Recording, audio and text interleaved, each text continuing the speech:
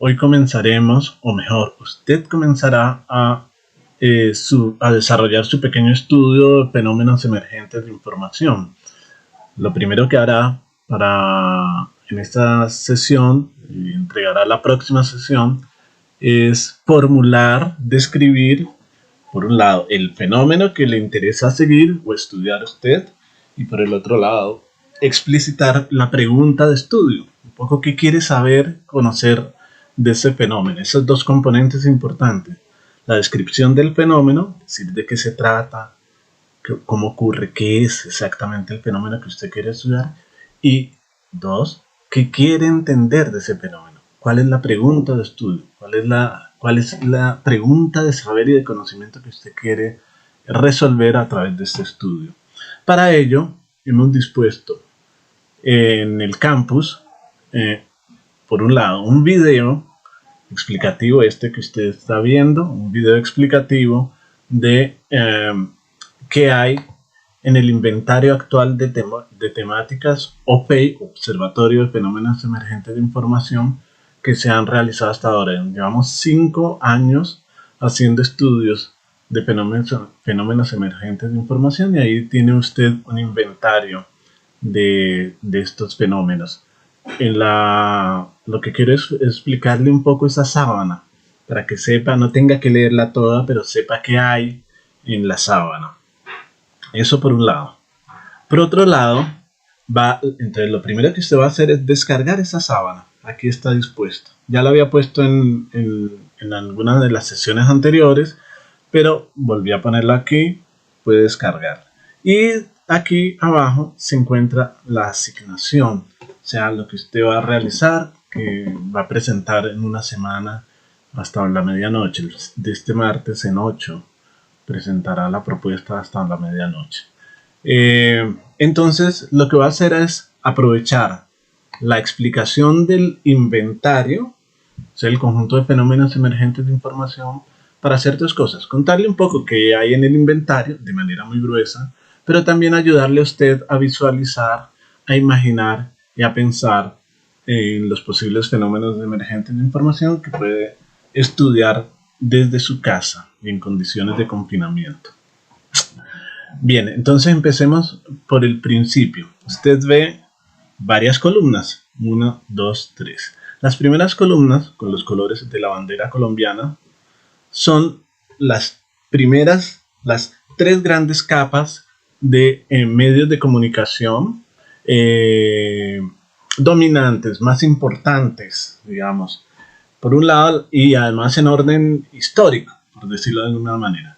Por un lado, los medios de comunicación más artesanos, aquí en amarillo, ligados al espacio, ligados a la experiencia corporal, ligados a las conversaciones, ligados a la acción del cuerpo, el intercambio cara a cara, la copresencia de cuerpos.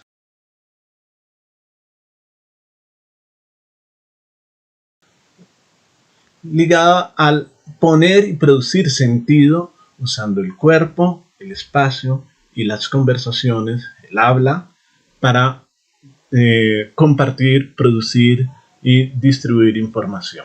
Estos son los primeros PEI, o sea, la ciudad, cuerpo, conversación como medio de distribución, construcción y producción de información. Este es la primera capa. La segunda capa son los medios de comunicación clásicos e industriales. Medios de comunicación industriales que se inauguraron, para decirlo de una manera fuerte, con la aparición de la imprenta de tipos móviles en el siglo XV, mediados del siglo XV. De ahí en adelante comienza a haber una cantidad de procesos de producción de medios de comunicación que tienen a la base motores, o sea, motores industriales para su producción, masificación y distribución. Ese es el rasgo esencial de lo que llamamos medios industriales.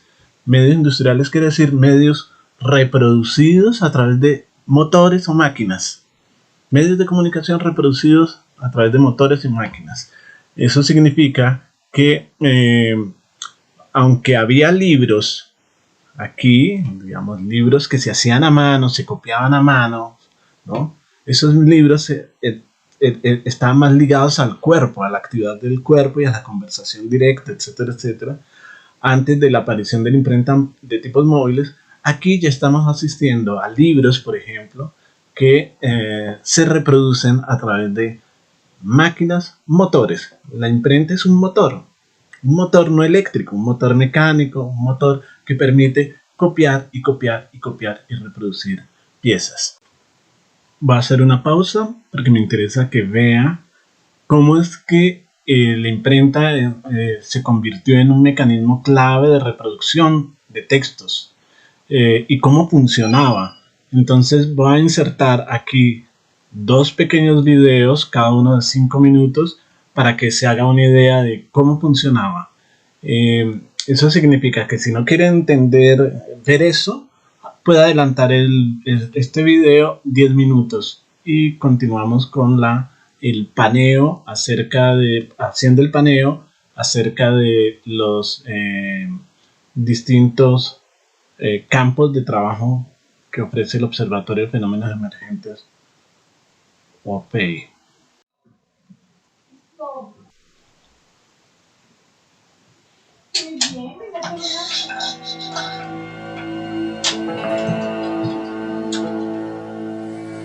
El nacimiento de la imprenta da inicios en China en el año 593, cuando se comenzaron a elaborar de forma múltiple caracteres tallados en bloques de madera. Un rodillo entinta la plancha dejando los espacios de la grabación marcados. Luego se cubre con papel y se presiona con otro rodillo, consiguiendo finalmente un texto impreso. Esta técnica se llama xilografía. Este proceso se utilizó desde la Edad Media, pero el desgaste en la madera impedía su reproducción masiva. En este entorno, Johannes Gutenberg, un herrero destacado que nació en Maguncia, Alemania, en el año 1398, apostó a ser capaz de hacer a la vez varias copias de la Biblia en menos de la mitad del tiempo de la que tardaba en copiar una, el más rápido de todos los monjes copistas del mundo cristiano, y que éstas no se diferenciarían en absoluto a las manuscritas por ellos. Y en 1437 inició su imprenta, inventando así tipos móviles fundidos en plomo, y a partir de esto ser reconocido como el inventor de la imprenta. En 1447 consiguió imprimir un calendario y en 1451 una gramática en latín, pero su obra más reconocida sería la Biblia. En vez de utilizar las habituales tablillas de madera que se desgastaban con el uso, confeccionó moldes en madera de cada una de las letras del alfabeto y posteriormente rellenó los moldes con plomo, creando los primeros tipos móviles. Tenía que unir una a una las letras en relieve que se sujetaba en un ingenioso soporte llamado galera de composición, mucho más rápido que el grabado en madera e infinitamente más resistente al uso. Como plancha de impresión amoldó una vieja prensa de uvas a la que sujetaba el soporte con los tipos móviles, dejando el espacio en blanco para letras capitales y dibujos. Estos posteriormente serían añadidos mediante el viejo sistema xilográfico y pintados de forma manual. Lo que Gutenberg no calculó bien fue el tiempo que le llevaría el poner en marcha su nuevo invento, por lo que antes de finalizar el trabajo se quedó sin dinero. Volvió a solicitar un nuevo crédito a Johannes Fuchs, pero 2 años después de trabajo, Gutenberg volvió a quedarse sin dinero. Estaba cerca de acabar las 150 Biblias que se había propuesto, pero Johannes Fuchs no quiso ampliarle el crédito, quedándose con el negocio y poniendo al frente a su sobrino. Actualmente se conservan muy pocas Biblias de Gutenberg, pero su aportación fue el punto de partida para la reproducción múltiple y más rápida de libros.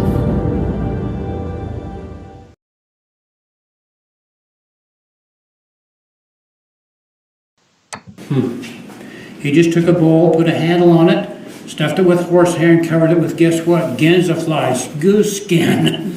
So he finally made use of his thing.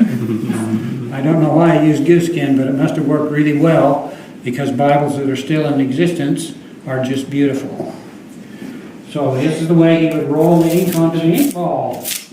By turning, rocking, and rolling it onto the ink ball. So hence we know that Gutenberg was the first rock and roller. Now I use 2 ink balls because that would speed up the process of inking.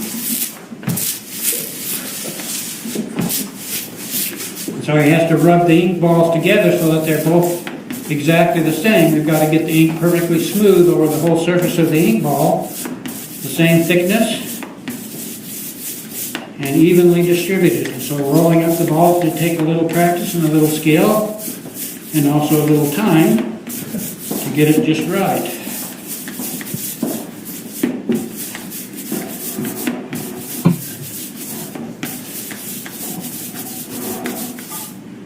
What do you think? Does that look pretty smooth? Very nice. These are Gutenberg lollipops. How about a lick?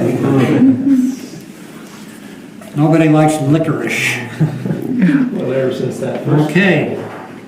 Now we have to come straight down with the ink balls to get the ink just on the tops of those letters. If we went like that, it'd smear off onto the edges, wouldn't fill the letters in. So coming straight down, we begin to apply the ink to the tops of those letters. The person that did this became known as the beater. And of course it took a little practice and skill to do this, because we have to get a little ink on every letter, and we can't get too much on a letter because that would just fill it in.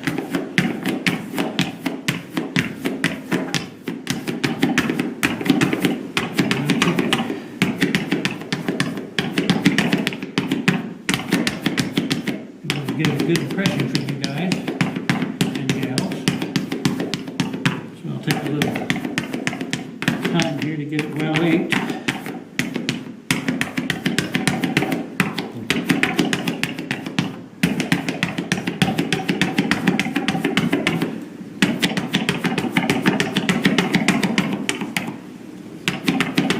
How many did you print in the first, did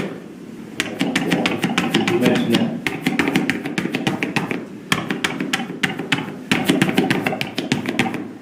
Okay, I think we're about ready to go. We printed a What's the hundred- next? How many? 120. You don't want me to- Don't interrupt me, please. Okay, now I forgot where I was at. You were asking us the next I'm step. inking the type, okay. What's the next thing he has to have to print on? Paper. Well, something to print on. He printed about 180 copies of that first Bible, 40 of them on animal skin, and the rest of them he was able to print on paper. Paper had just been invented in China and had come to Europe through Italy. Now the paper was being made for the scribes, and so it was hard and slick, didn't work very well with Gutenberg's oil-based ink. So he had to soften the paper by dampening it. Now I knew that if he just laid a sheet on like this and rolled it into there, he couldn't make, and roll it into,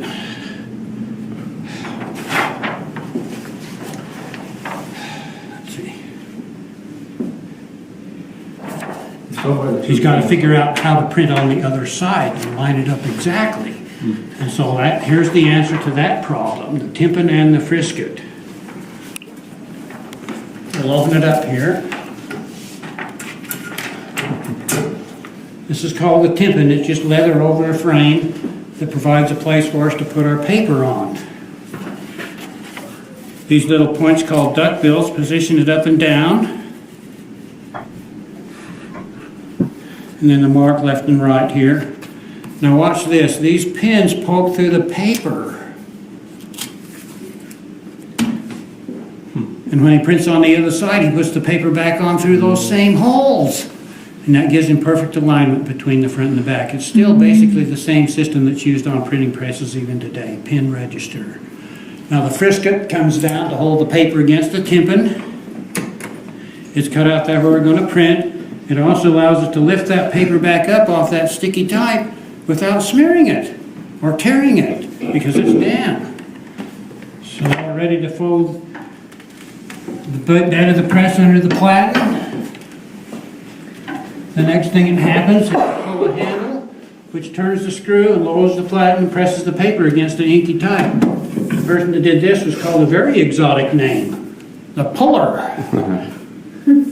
So we're going to have some of you guys and gals be pullers. We're going to do 2 impressions. So let's have, why don't you come and do our first impression? two hands up there and pull it towards you as Hard as you can. To make a good impression. Don't break it. When President Lawson was here, he pulled that thing, and I said, don't break it. About brought the house down. He really pulled it, though. He moved the press a little bit. Okay, now notice the size of the platen is really quite small. Because the bigger the platen is, the more power it takes to get sufficient impression. So we just printed the one page, so we've got to roll it out and get the other page. Now we'd like to have some of the gals do it. How about Go for it, Sabrina. I'll film for Yeah, you. take a picture. We're gonna pause while you do that. Pull it as hard as you can. okay? Come on, Don't gotta put- make a put good hold. impression. Both on top. That's what Gutenberg did. Well, that sounds pretty good. It's hard. Did it? Yeah, how'd you like to do that all day long? You'd have some arm muscles. All right, now we're gonna roll it out. Now listen quiet, man, you can hear the frisket lift that paper This is called off that sticky top. press kiss.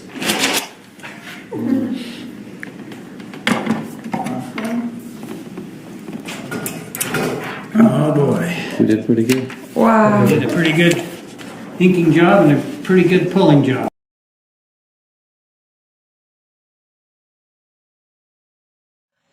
Por eso hablamos de un medio industrial. Ese es uno de los primeros rasgos de lo industrial en la producción de la cultura.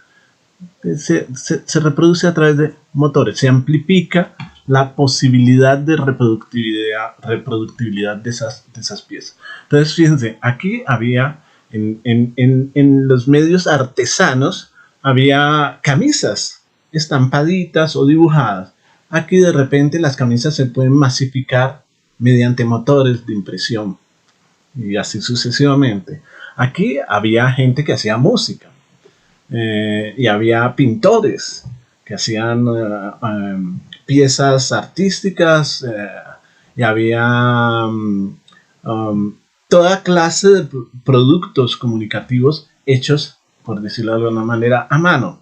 Aquí esos productos comunicativos pueden ser replicados, reproducidos y formateados y generados a través de motores, ¿no? Este es el salto importante. Entonces aquí están los medios industriales de comunicación.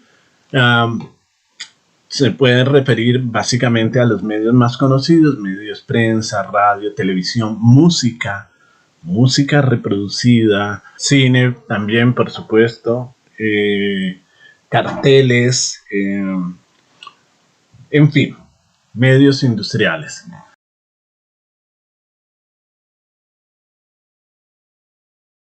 Y la última capa es la más reciente, son los medios derivados de la revolución digital, digamos, los nuevos medios, las plataformas de redes sociales, la web, las plataformas de teléfonos móviles como WhatsApp, la presencia del desarrollo de videojuegos o la presencia de videojuegos, los podcasts, en fin, todo tipo de nuevos medios de comunicación. Estas son como las tres capas.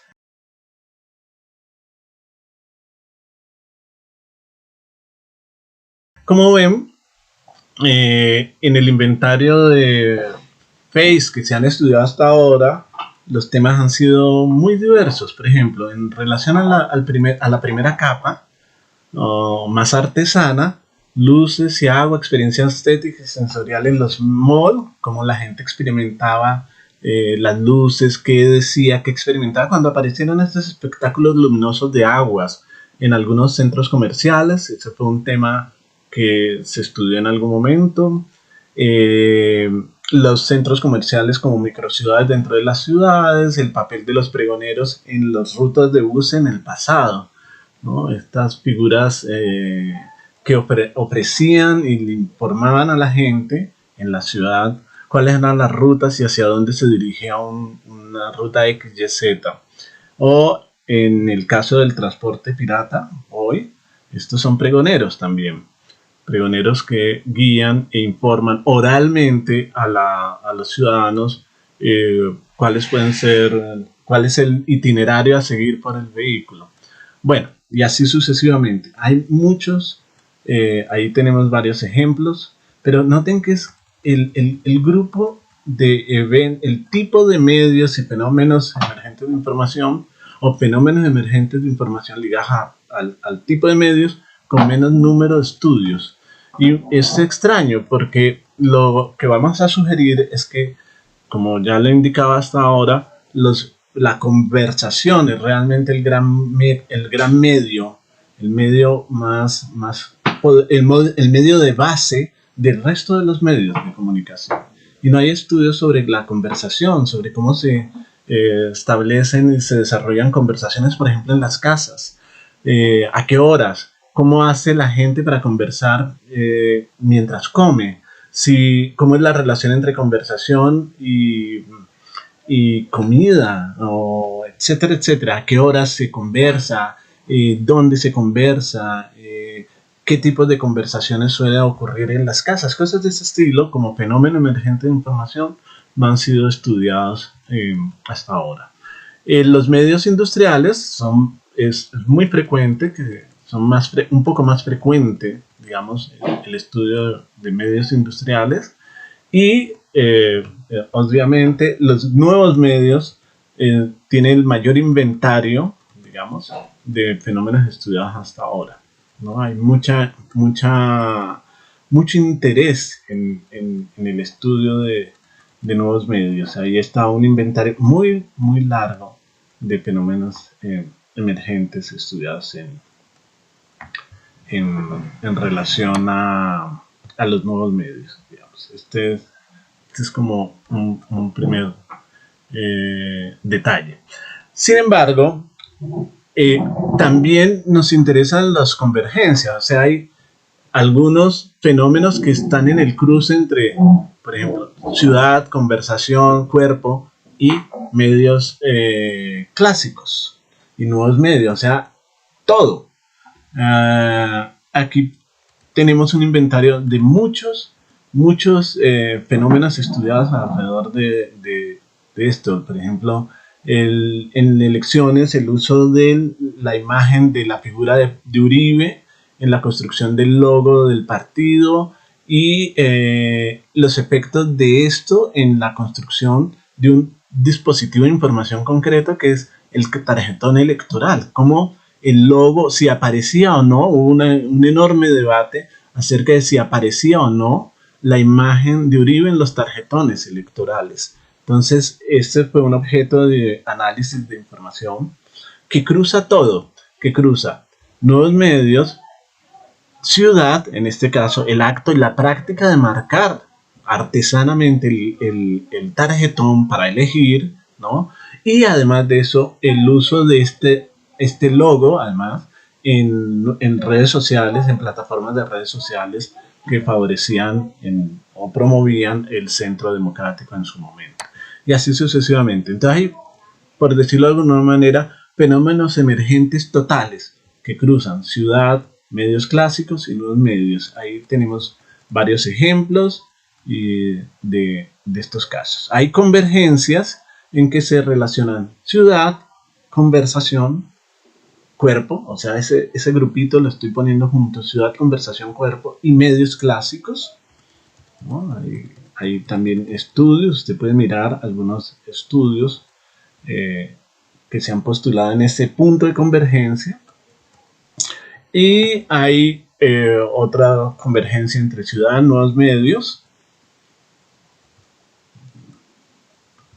Y finalmente, convergencia entre nuevos medios y medios clásicos, que es también muy frecuente, ¿no? Entre otras, cómo se realizan, cómo se despliegan, por ejemplo, los noticieros en las plataformas de redes sociales, cosas de ese estilo.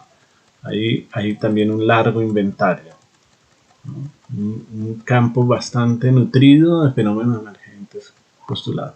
Y cuando un fenómeno no cabe en esta distinción un poco esquemática, ¿no?, de tres capas de medios de comunicación y sus convergencias, hemos abierto un registro para otros que es muy difícil clasificar en ninguno de estos anteriores registros.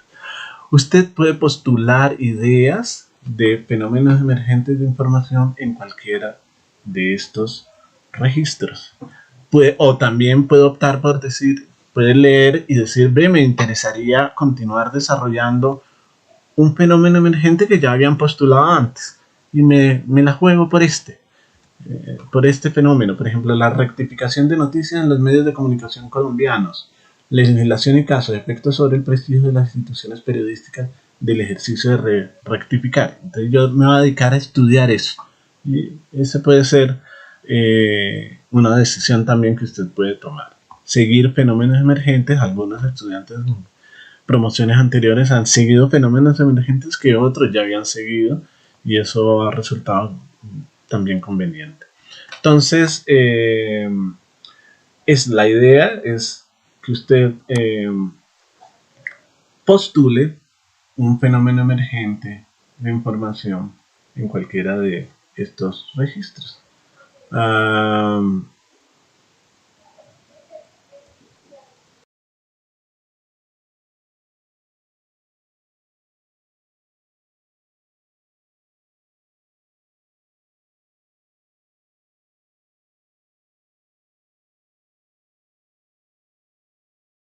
Bueno, su casa es un nicho rico en medios y fenómenos emergentes de información.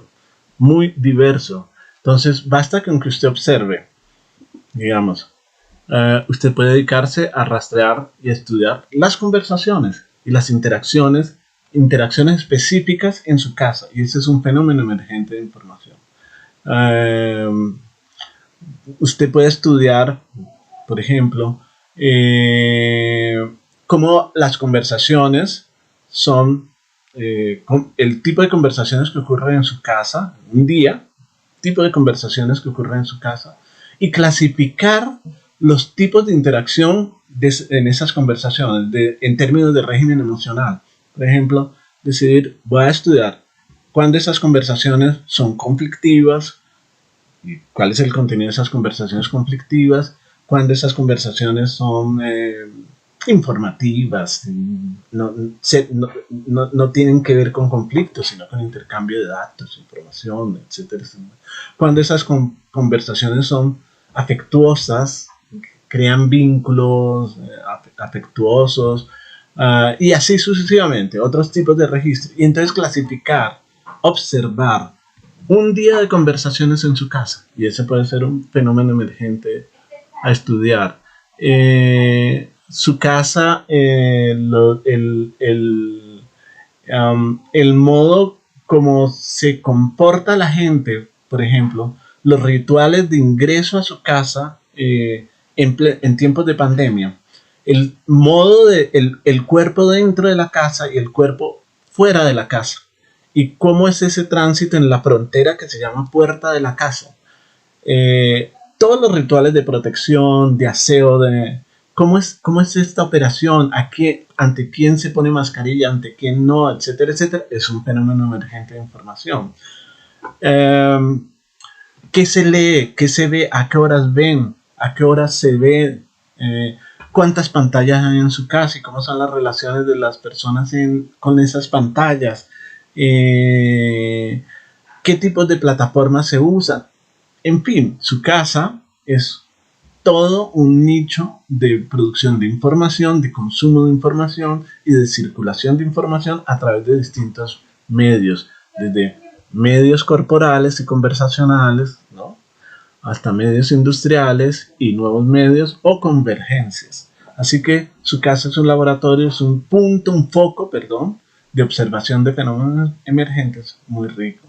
La idea es que yo no le diga cuáles son los que usted debe estudiar. Parte de la imaginación y el inventivo en una investigación es dejarse sorprender por cosas y advertir fenómenos que sencillamente incluso las personas muy expertas pasarían por alto, y postular ideas